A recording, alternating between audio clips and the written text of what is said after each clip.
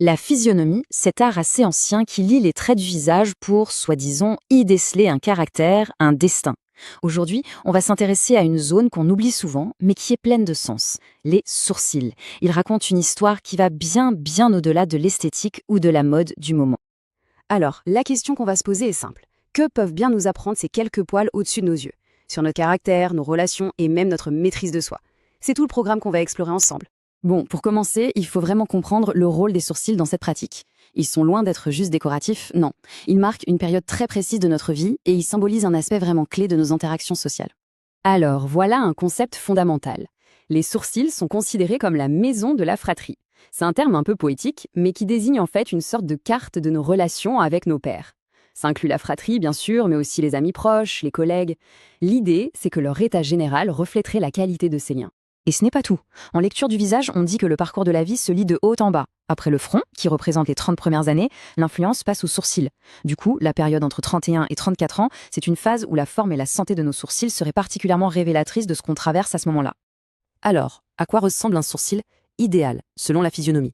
Attention, on ne parle pas d'une forme unique, mais plutôt d'un ensemble de 4 qualités bien précises. C'est ça qui signalerait un bon équilibre. On va décortiquer ça tranquillement. Premièrement, il doit être assez long, c'est-à-dire qu'il dépasse un peu le coin de l'œil.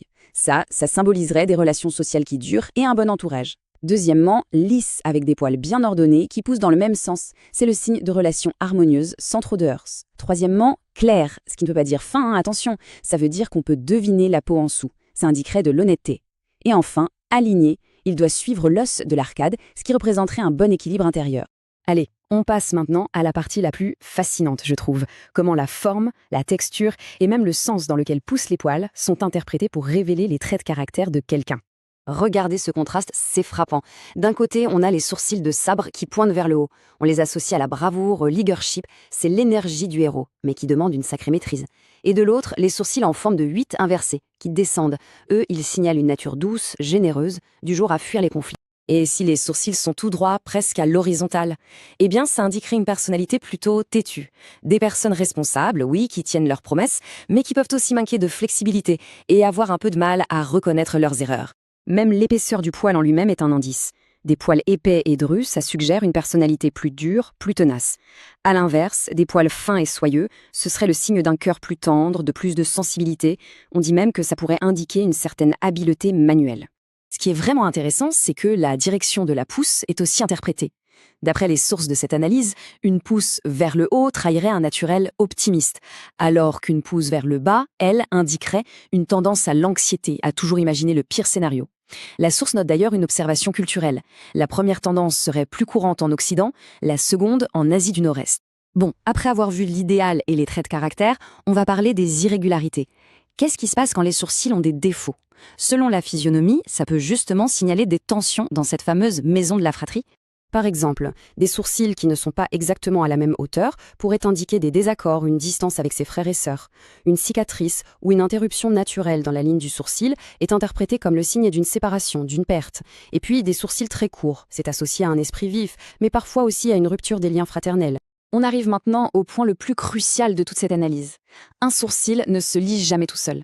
C'est sa relation avec l'œil qui est fondamentale. C'est là que se révèle l'équilibre ou le déséquilibre entre notre force intérieure et notre capacité à la contrôler. Voilà une métaphore qui est très parlante pour illustrer cette hiérarchie. Les yeux, c'est le centre du pouvoir. C'est le président, celui qui décide.